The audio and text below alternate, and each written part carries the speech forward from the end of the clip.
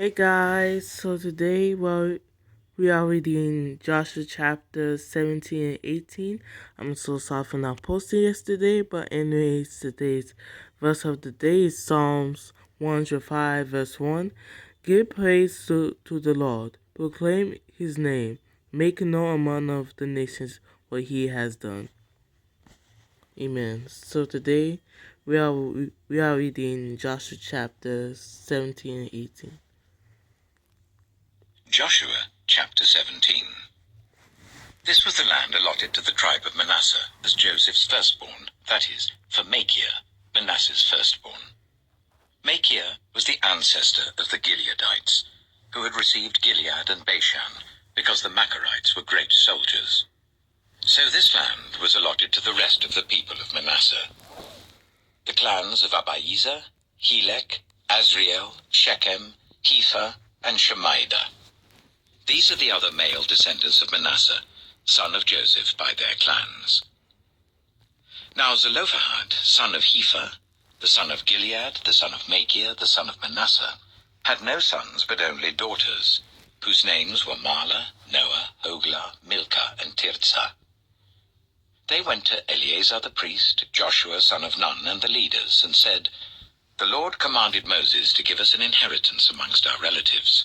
So Joshua gave them an inheritance along with the brothers of their father, according to the Lord's command.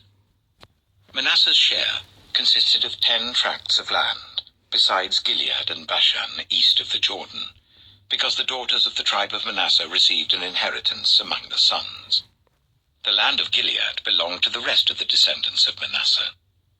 The territory of Manasseh extended from Asher to Mikmethath east of Shechem. The boundary ran southward from there to include the people living at En-Tappuah. Manasseh had the land of Tappuah, but Tappuah itself on the boundary of Manasseh belonged to the Ephraimites. Then the boundary continued south to the Kanah ravine. There were towns belonging to Ephraim lying among the towns of Manasseh, but the boundary of Manasseh was the northern side of the ravine and ended at the Mediterranean Sea.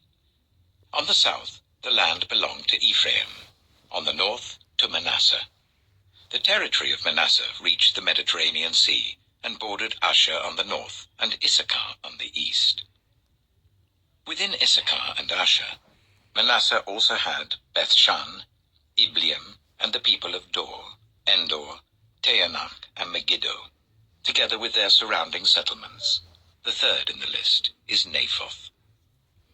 Yet the Manassites were not able to occupy these towns, for the Canaanites were determined to live in that region. However, when the Israelites grew stronger, they subjected the Canaanites to forced labor, but did not drive them out completely. The people of Joseph said to Joshua, "Why have you allotted us only one portion of land and one share for an inheritance? We are a numerous people, and the Lord has blessed us abundantly." "If you are so numerous," Joshua answered, "and if the hill country of Ephraim is too small for you, go up into the forest and clear land for yourselves, there in the land of the Perizzites and Rephaites." The people of Joseph replied, "The hill country is not enough for us, and all the Canaanites who live in the plain have chariots fitted with iron, both those in Bethshan and its settlements and those in the valley of Jezreel." But Joshua said to the tribes of Joseph, to Ephraim and Manasseh, "You are numerous and very powerful. You will have not only one portion of land allotted to you, but the forested hill country as well. Clear it, and its farthest limits will be yours. Though the Canaanites have chariots fitted with iron, and though they are strong, you can drive them out." Amen. So that was Joshua chapter 17. And now we'll go read Joshua chapter 18. Joshua chapter 18. The whole assembly of the Israelites gathered at Shiloh and set up the tent of meeting there. The country was brought under their control, but there were still 7 Israelite tribes who had not yet received their inheritance. So Joshua said to the Israelites, "How long will you wait before you begin to take possession of the land that the Lord, the God of your ancestors, has given you? Appoint 3 men from each tribe. I will send them out to make a survey of the land and to write a description of it according to the inheritance of each. Then they will return to me. You are to divide the land into 7 parts. Judah is to remain in its territory on the south, and the tribes of Joseph in their territory on the north. After you have written descriptions of the 7 parts of the land, bring them here to me, and I will cast lots for you in the presence of the Lord our God.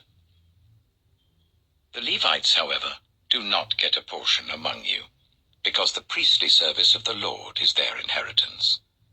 And Gad, Reuben, and the half-tribe of Manasseh have already received their inheritance on the east side of the Jordan.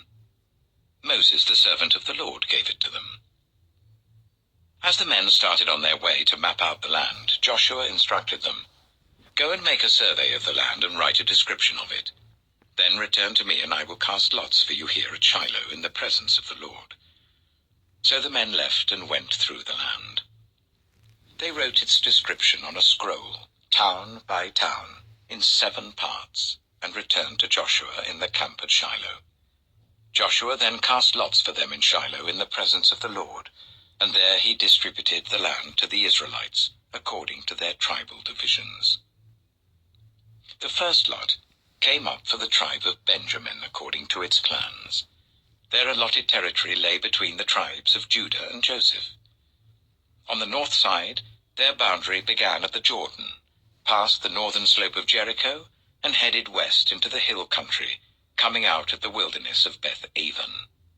From there it crossed to the south slope of Luz, that is Bethel, and went down to Ataroth-adah, on the hill south of Lower Beth-horon.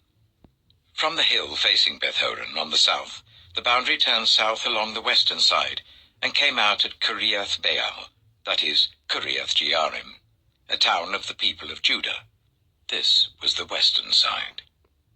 The southern side began at the outskirts of Kiriath-jearim on the west, and the boundary came out at the spring of the waters of Nephtoah. The boundary went down to the foot of the hill facing the valley of Ben-Hinnom, north of the valley of Rephaim. It continued down the Hinnom valley along the southern slope of the Jebusite city, and so to En-rogel. It then curved north, went to En-shemesh, continued to Geliloth, which faces the pass of Adumim, and ran down to the stone of Bohan, son of Reuben. It continued to the northern slope of Beth-arabah, and on down into the Arabah. It then went to the northern slope of Beth-hoglah, and came out at the northern bay of the Dead Sea, at the mouth of the Jordan in the south. This was the southern boundary. The Jordan formed the boundary on the eastern side. These were the boundaries that marked out the inheritance of the clans of Benjamin on all sides. The tribe of Benjamin, according to its clans, had the following cities: Jericho, Beth-hoglah, Emek-keziz, Beth-arabah, Zimaraim, Bethel, Avim, Para, Ophrah, Kepha-ammoni, Ophni, and Geba, 12 towns and their villages. Gibeon, Ramah, Beeroth, Mizpah, Kephirah, Mozah, Rechem, Irpeel, Tarala, Zelah, Haeleph, the Jebusite city, that is Jerusalem, Gibeah, and Kiriath, 14 towns and their villages. This was the inheritance of Benjamin for its clans. You missed out Joshua chapters 17 and 18, and tomorrow we'll go read Joshua chapter 19. I'm going to end the video off here, and you guys have a blessed night. Amen.